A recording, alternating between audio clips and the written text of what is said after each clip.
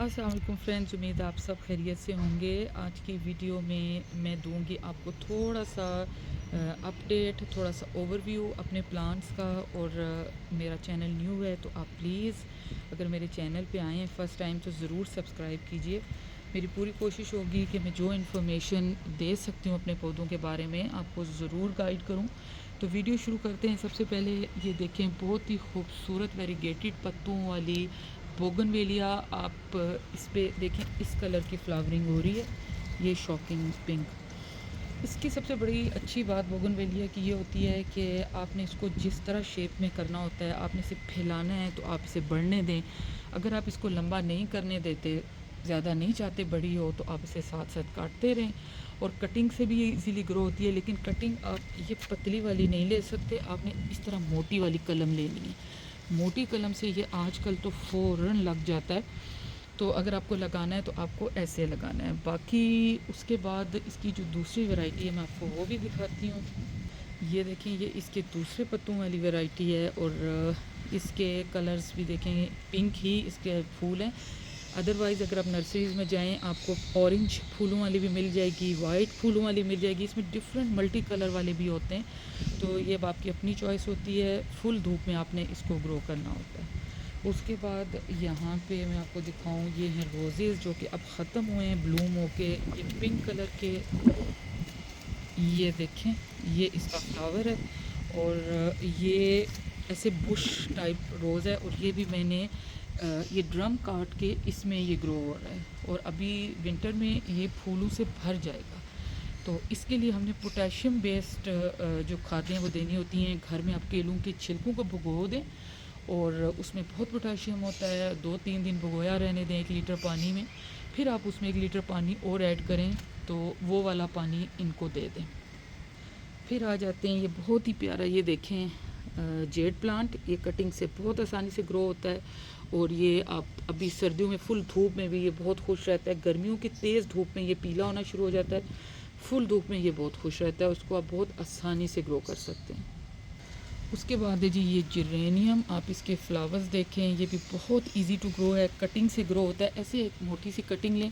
अच्छा, इसमें एक चीज़ का ख्याल रखना है कि इसकी ये पानी देखें, इसके जिसके ये मोटे होते हैं स्टेम्स, उनमें पानी भी बहुत ज़्यादा सेव होता है। तो आप ये ख्याल रखें कि पानी जब मिट्टी ड्राई हो तब देनी है। अब ये सर्दियों में बहुत ज़्यादा ब्लूम करेगा, गर्मियों में इसके पत्ते पीले होना शुरू हो जाते हैं, आपने इन्हें साए में कर देना होता है। लेकिन मैं सर्दियों में इनको पूरी धूप वाले एरिया में रखती हूँ, जहाँ पे पूरी धूप आ रही है, क्योंकि इन्होंने बहुत अच्छी फ्लावरिंग करनी होती है। देखें, अभी से बड्स बन रहे हैं। इसको भी आप केलों के छिलकों का लिक्विड फर्टिलाइज़र दें। अगर आपने घर वाली कोई खाद देनी है तो केलों के छिलकों का लिक्विड फर्टिलाइज़र दें। ये इसके साथ आपको जो नज़र आ रही है, ये है ग्लोई की बेल इसे कहते हैं। ये इसकी मेडिकल पॉइंट ऑफ व्यू से भी इसकी बहुत वैल्यू है। बाज़ ये भी कहा जाता है कि ये फ़ीवर वगैरह में इसके चटनी बना के अगर पत्तों की दी जाए तो बहुत हेल्पफुल होता है। कटिंग से बहुत बहुत आसानी से ग्रो करता है। सर्दियों में ये पौधा जो है सारे पत्ते गिरा देता है जब तेज़ सर्दी पड़ती है, अदरवाइज़ सारा टाइम ये भर के ऐसे ही ग्रो करता रहता है। उसके बाद ये देखें, हमारा बहुत ही प्यारा पर्पल हार्ट प्लांट, और इसके साथ बीच में मिक्स है वॉन्डरिंग क्यू। ये पौधे इतनी बिगनर फ्रेंडली हैं कि अगर आपका गार्डनिंग का अभी शौक़ पैदा हुआ है तो जो पहला पौधा आप लगाएं तो वो अभी ही लगाएं।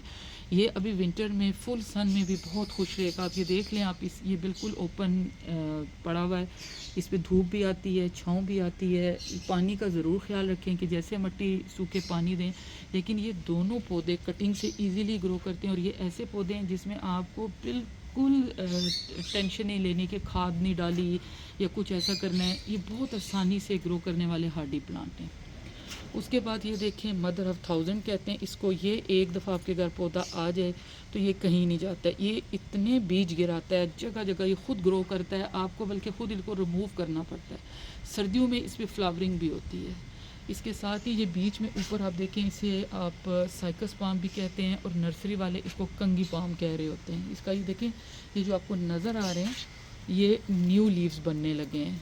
तो ये सर्दियों में तो ओपन एयर खुश रहता है, गर्मियों में इसके पत्ते पीले हो रहे होते हैं, तो आप उन पीले पत्तों को हटा दें। ये भी हार्डी प्लांट है, परमानेंट प्लांट है। उसके बाद ये कैना लिली है, और इस पे भी ऑरेंज फ्लावरिंग वाले भी हैं, येलो वाले भी हैं, आप नर्सरी वालों से पूछ सकते हैं, रेड वाले भी हैं। मेरे पास ये ऑरेंज वाला है और ये वेरीगेटेड पत्तों वाला है। सर्दियों में इसका डोरमेंसी पीरियड होता है, अदरवाइज़ ये देखें इसी तरह फूल ना भी लगा हो तो ये देखें इसके पत्ते ही इतने खूबसूरत हैं कि इसकी अपनी एक खूबसूरती होती है। अच्छा, ये इसकी दूसरी वैरायटी है, इसमें भी फ्लावरिंग होती है, आप ज़मीन में लगाएं, गमले में लगाएं और ये भी बहुत ही प्यारा उसी तरह है। सिर्फ देखें इसके पत्तों में फ़र्क है कि ये प्लेन ग्रीन लीव्स हैं और वो जो आपने पहले देखे हैं वेरीगेटेड। अच्छा, जितने पत्तों वाली ग्रीन पत्तों वाले पौधे हैं उन सबको नाइट्रोजन वाली खाद चाहिए होती है और जितने आपके फूलों वाले पौधे हैं उनको आपने पोटेशियम वाली खाद देनी होती है। अब ये देखें, अब आ जाते हैं, ये है तुलसी जिसे कहते हैं और इसकी चटनी भी बनती है। ये भी बहुत ही इतनी इसकी प्लेजेंट, जिस तरह पुदीने की खुशबू होती है इस तरह इसकी भी बहुत ही प्लेजेंट खुशबू होती है। बहुत ही प्यारा प्लांट है, इसको भी आप लगाएं और ये परमानेंट प्लांट है। आप इसकी कटिंग्स लगा लेते रहें तो ये और फैलता है, अगर आप इसको काटते रहेंगे और फैलेगा। लेकिन इसके पानी का बहुत ख्याल रखना होता है, इसको पानी चाहिए होता है वरना ये बिल्कुल लटक जाता है। और यकीन करें इसकी बहुत ही खूबसूरत, अगर आप इसके पत्तों को मैं टच भी करती हूँ तो बहुत ही अच्छी इसकी खुशबू आती है। तो ये भी आप अपने किचन गार्डन में ज़रूर शामिल कर लें। ये देखें, इसी तरह मैंने ये छोटा सा किचन गार्डन भी बनाया हुआ है। ये मैं हरी मिर्चें रोज़ यहाँ से लेके जाती हूँ। अब तो मैंने इनको इतना वो उतार रही हूँ, लेकिन फिर भी ये देखें किस तरह ये भर भर के लग रही हैं। हरी मिर्चों का सिर्फ एक चीज़ का ख्याल रखना होता है कि जब ये फ्लावरिंग शुरू हो जाती है तो आपने पानी जो है उस वक्त बहुत भर भर के नहीं देना होता है वरना फूल गिरना शुरू हो जाते हैं। तो अदरवाइज़ जब आप इसकी खाद बनाते हैं ना तो उसमें मट्टी बनाते हैं जिस वक्त ये पौधा लगाते हैं तो आपने उसमें एक हिस्सा पूरा गोबर खाद का ऐड करना है तो ताकि आपको फ्रूटिंग अच्छी मिले। उसके बाद ये देखें कितनी प्यारी शिमला मिर्च बढ़ रही है और ये जगह जगह ये देखें छोटी छोटी अब यहाँ पे भी लगना शुरू हो चुकी हुई हैं। बीच में बैंगन भी लग रहे हैं, आपको ये अगर नज़र आ रहे हो बैंगन भी लग रहे हैं। तो आप बड़ा अच्छा छोटे छोटे देखें, मैंने पॉट्स में गमलों में लगाया हुआ है और गमलों में भी आपकी सब्ज़ी लग जाती है। इसी तरह ये हरा प्याज लगा हुआ है। उसके बाद ये पुदीना जो कि मैं रोज़ लेके जाती हूँ और जितना काटेंगे उतना फैलेगा, उतने ही उसके पत्ते बड़े होंगे। यहाँ पे भी मैंने हरी मिर्चों के पौधे लगाए हुए हैं, ये देखें यहाँ पे भी मिर्चें लगी हुई हैं। और कोशिश करेंगे अगर छोटा गमला है तो आपने एक पौधा लगाना है, ठीक है। ये देखें हरी मिर्चें, और ये यहाँ पे देखें मैंने ग्रो बैग में ग्रो किया हुआ है। इस ग्रो बैग में ये एक पौधा लगा हुआ है कि एक लगेगा तो उसमें फ्रूटिंग भी ज़्यादा आएगी, ये याद रखें। कोशिश करें कि आप एक ही पौधा लगाएं। और यहाँ पे भी आपको बैंगन नज़र आ रहे होंगे, बैंगन यहाँ पे भी लगे हुए हैं। यहाँ ड्रम पे मैंने पौधा लगाया था टिकोमा का और ये माशाल्लाह इतना फैल गया है, ये इस पर फ्लावरिंग भी शुरू होगी भी है। और ये यहाँ पे भी देखें कलियाँ बन रही हैं। इसको भी आपने पोटेशियम बेस्ड फर्टिलाइज़र ही देना है ताकि इस पर ज़्यादा से ज़्यादा फूल लगें। और इसके अलावा आप जब इसकी मिट्टी बनाते हैं उसमें आप गोबर की खाद ज़रूर ऐड करें। यहाँ पर अगर आप मेरा साइकस पाम देखें, ये भी एक ड्रम में लगा हुआ है और इतना बड़ा माशाल्लाह हो गया। और उसके नीचे देखें ये सारी टर्टल वाइन ग्रो कर रही है और ये बहुत ही खूबसूरत लगता है। तो और ये परमानेंट प्लांट है, इसके लिए आपको कोई मेहनत खाद कोई ऐसी कुछ भी करना नहीं पड़ता है। ये कुछ सेकुलेंट्स भी हैं यहाँ पे। और ये देखें जैसे ये सेंसिवेरिया है, इसे मदर इन लॉ टंग भी कहते हैं।